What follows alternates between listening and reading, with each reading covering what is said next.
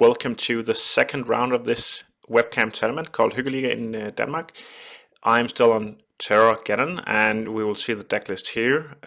Just very shortly, I would say that this deck is very solid and I've played it for a couple of games now with these newer modifications that I've made, but I think it's strong here against the zombies deck that we're playing.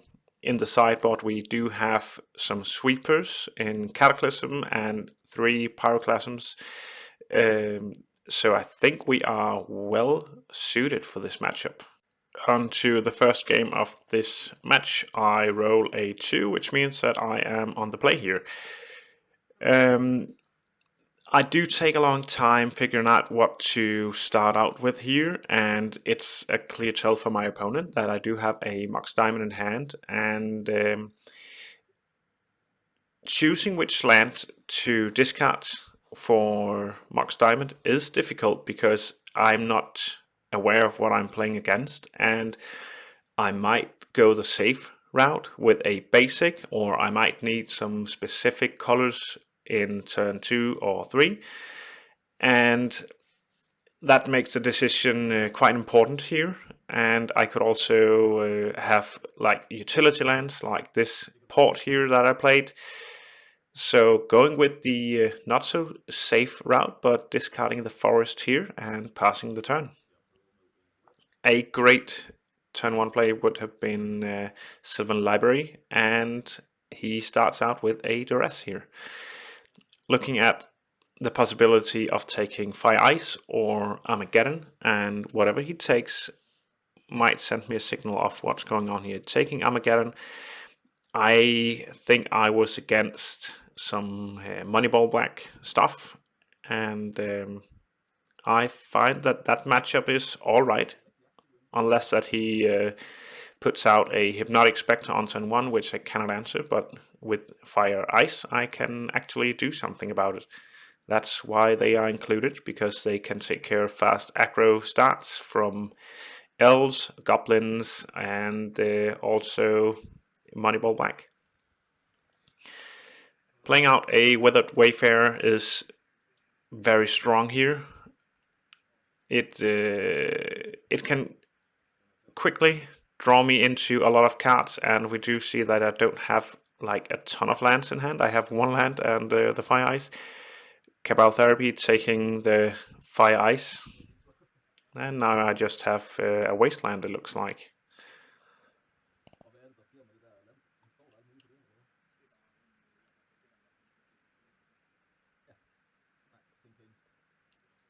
Okay, he was just asking what the land was. It's a signed land from one of my followers on Instagram, who I've been trading with.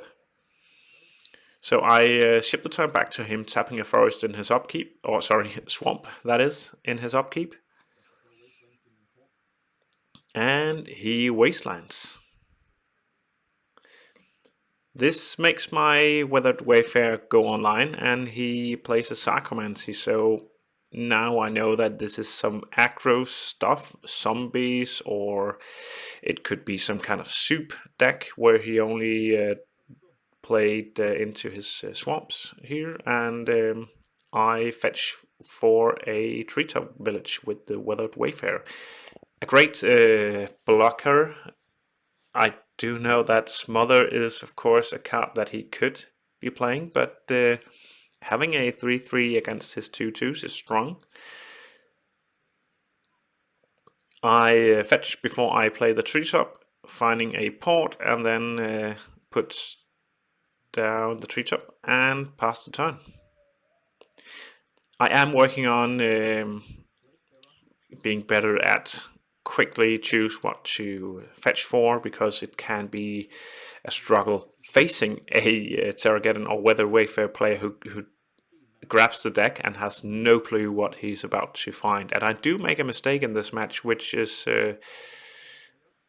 what can happen, and we'll see that later on.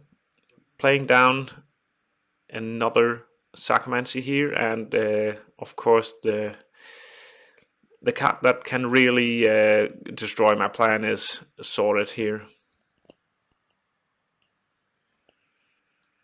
So he has 2 Sacromancy in play. I play a fetch. I can also, I do know that I played down a land into his 3 lands, but in response to the fetch being on the stack and the basic is not in play, I can use the Wayfarer. Finding a forest.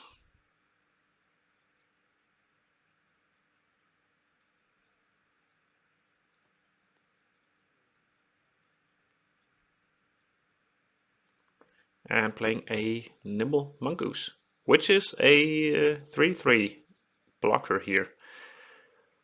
So I am putting on the brakes for my opponent. He can't just attack into it, and he can't target it with targeted removal. So 4 mana into the Black Muse, the Graveborn Muse. So he can draw 3 extra card each upkeep. And I kind of forgot which spells he had played. So I do think that I have him in a couple of turns, because he can't just swing into my my creatures here, and he needs to draw specifically removal and edict effects to get rid of my blockers. But let's see, drawing 4 cards a turn is certainly strong, but losing 3 life for it is dangerous. He uses the rest to find a disenchant, which probably doesn't have any. Yeah, it does have a target, but it doesn't matter if I kill his Sacromancies. That wouldn't make any sense, and they're just dead in the first game here without sideboards. He could sideboard into Plagues and Dystopia or Graveyard Hate, other than his Wretches, which are probably main deck here. So not a dead card in the sideboarded games, but right now it is. Here I find a cycling land and cycle it right away to just draw a card with the Wayfarer for 2 mana. So tap, pay 2 mana, tap, draw a card is a great ability. Can't use it a lot though, but this deck playing 2 cycling lands, I have 2 extra draws in that way, and playing out a Terrageddon. I could have used dice to show the power of Terrageddon here. Somehow I chose not to. He draws 4 cards in his upkeep and draw phase. Playing another land. He's not afraid of any Armageddon anytime soon. Playing down a Wretch. See, this is a bummer, because Wretch is super strong against this deck. I do have Fire Eyes for Wretch specifically in the black cards, but I've used it. I've used one of the 2 I have, and I have those and a sword to take care of that Wretch. Or I could just kill his mana to kill his plan there. Here I found that step when I didn't have any white mana up. I should have, when I fetched for the Tranquil Thicket, I should have done it the other way around, because then I could have cycled in his end step, and not having a tapped land here. Don't know if it matters, but it's not optimal. And that's why you shouldn't just net deck and go straight to a tournament. You should play around with the deck and sort of do some configurations on your own and see how the deck actually works. There are a lot of ways that this deck can be played differently, and Wayfarer does require some deck knowledge. Also the Mox Diamonds in regards to which cards you are to, or lands you are to discard. Okay, I am on the aggressive side here because I need to pressure his life total so he don't just keep drawing cards. He destroys my, or blocks, double blocks my treetop and takes 1. yeah, he goes down a ton. Yeah, he can't just keep drawing cards here. My playing field is out of focus. And he drops to 4 life.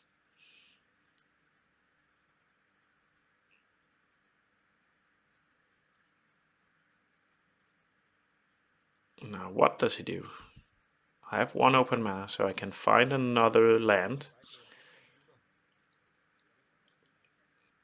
A Gem Palm Polluter. Cycling, I lose some life. I lose 3 life because there are 3 zombies in play. And he draws a card. That's a strong cycle ability if you have it. If you have the battlefield for it. He does it 1 more time. I go to 11.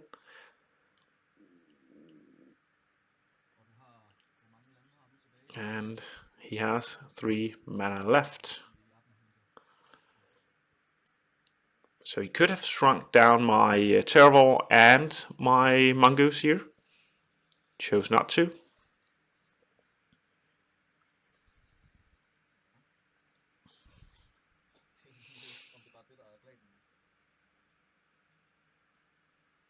And what then? Okay, he swings. He goes on the aggress. No, he takes it back. Fair enough. I go and find a land here. And it's a one-off land.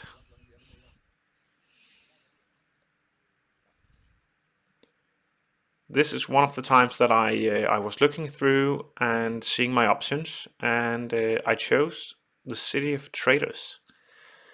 And you'll see why in a second here. Go to my turn, untap, draw, play down the land. Yep, there it is. So bumping up from 4 to 6 mana is strong if you can utilize it. I really utilize it.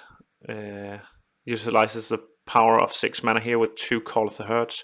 So I just have a huge battlefield, and I could swing here, but I also choose not to. And playing out the Call of the Herds makes him want to or remove them eventually, before my turn at least. But here he just takes 3 lands, so that he can maybe kill the Terravor. Okay, he goes down to 1.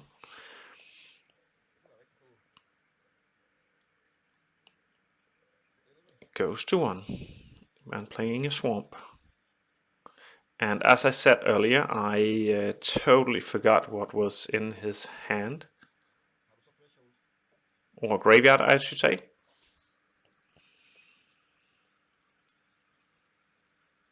By the way, those tokens look quite nice. I respect anyone who plays with these unglued tokens. I do have 2 goblins myself. No soldiers, no worms and such, or elephants, as you see. But those are from Odyssey. Those judge giveaways. But my tokens are nice still. But those original unglued ones they are bangers for sure. So he plays down a Rotlong.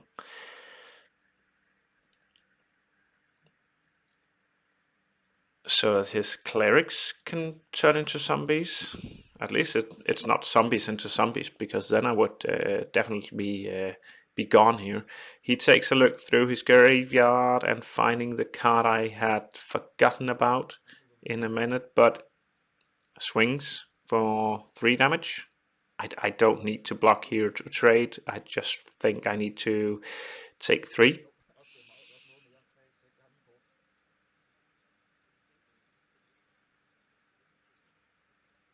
Because I do have him on the swing, but no. Okay, using a 1/1 is a way to go about it. He has 3 blockers, so here is the therapy. That's his way out of drawing into his own death. And he doesn't know anything else than I do have a treetop, so I have 3 cards, and he needs to name the card that he's most afraid of, and I think that's some good knowledge to have for the game onwards. We didn't know how on when it ends, but I have 3 lands. I could just have shown him 3 lands. It doesn't matter what you name, but making him name what he's afraid of is knowledge that I can use later in the match.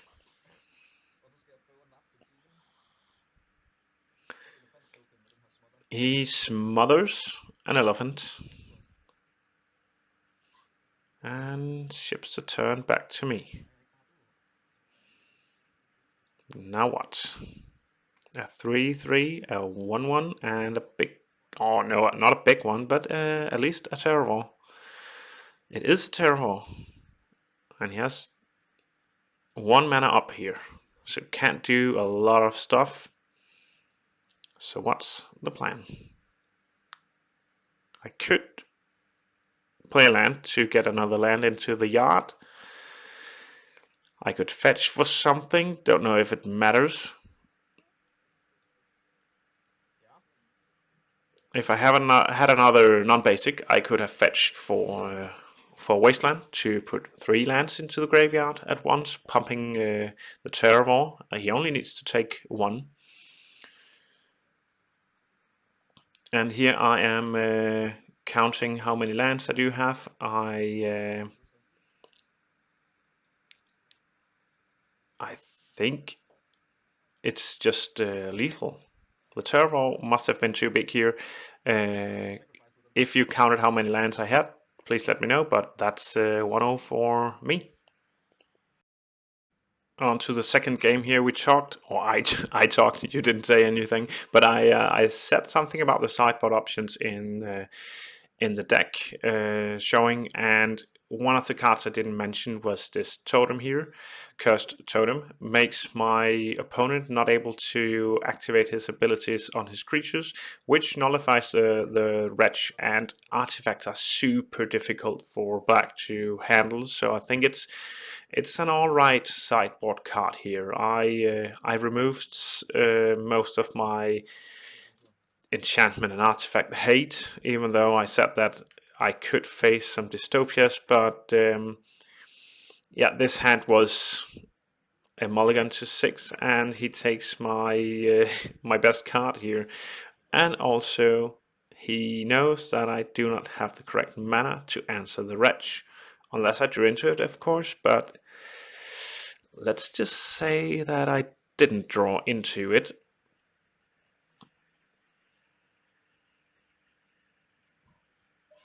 Playing a fetch. Treetop, Mongoose, and ships the turn.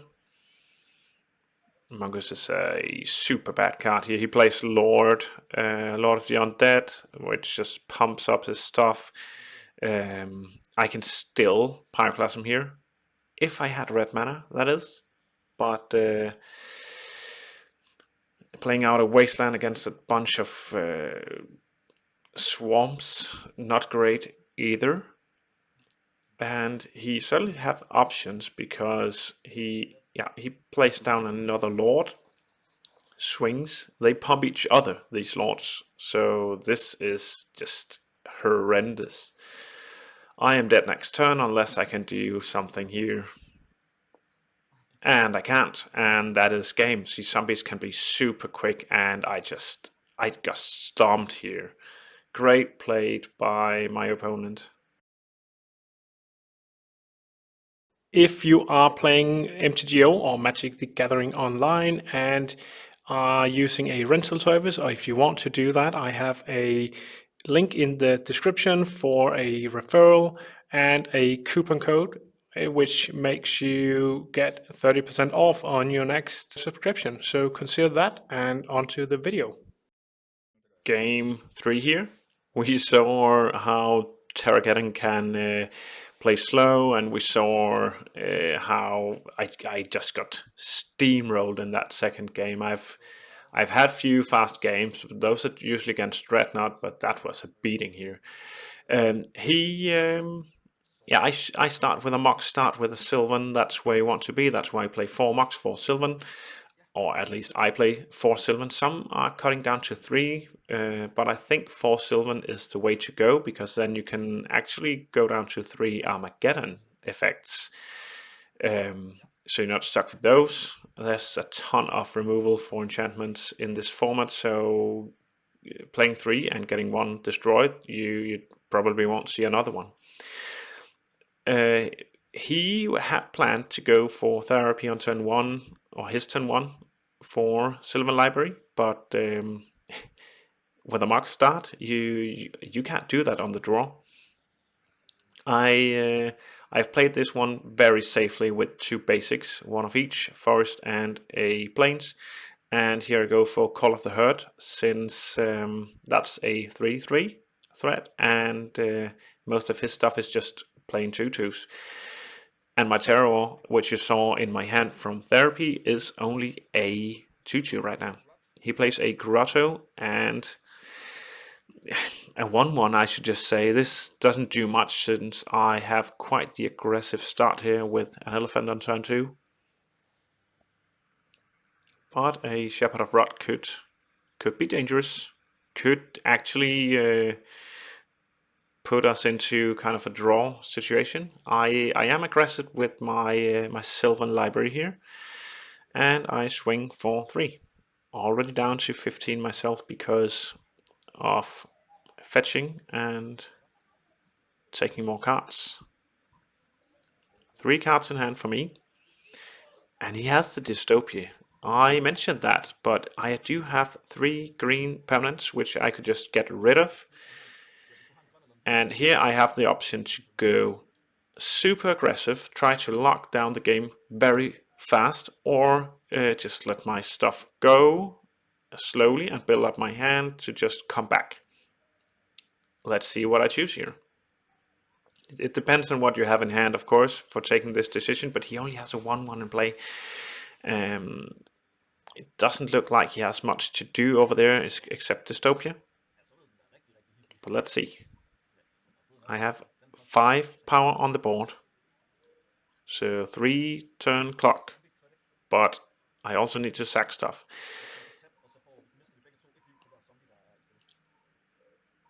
It does take some thinking. But at least going for the attack here. Swings for 5, takes 5. That's just a dice removed. And my opponent down to 12 life. I play 2 green permanents. And Dystopia is also making him lose life. So I play down Nimble Mongoose and another Sylvan. So unless he can do something about my board here. Okay, he's placed another Shepherd. Don't know what that should do here except blocking an Elephant a couple of times, but I choose to sacrifice the Mongoose using the Sylvan, maybe drawing into more gas. I can flash back Call of the Herd from the graveyard if I find a land. I take 1 extra card, going down to 11. Mox and land and Armageddon. That's strong. So he, in response, he do what I didn't hope for, but he smothers, of course. That Terror Wall would have been super huge here. Would have been game ending, but he kills it. And I have mana for another Elephant. Oh, and I forgot to destroy my own lands. He finds a Sword to Plowshares in my hand. And he swings here. Interesting. He knows that I'm full gas, and I am in big trouble here. If he just chose to keep them as blockers. We did have a conversation, and my opponent, Jeppe, who is the TO of this tournament, actually said that he somehow thought that those Call of the Herd tokens would have trample, even though he has played them himself like 500 times.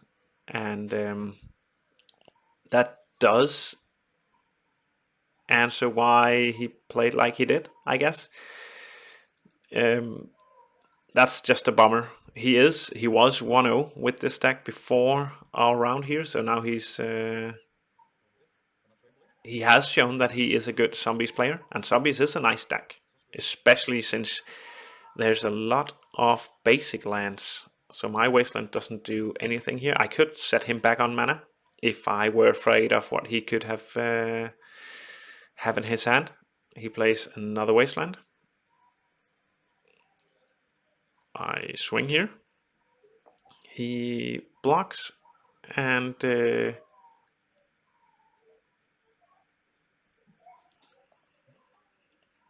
is where I think we talk about that it doesn't have trample.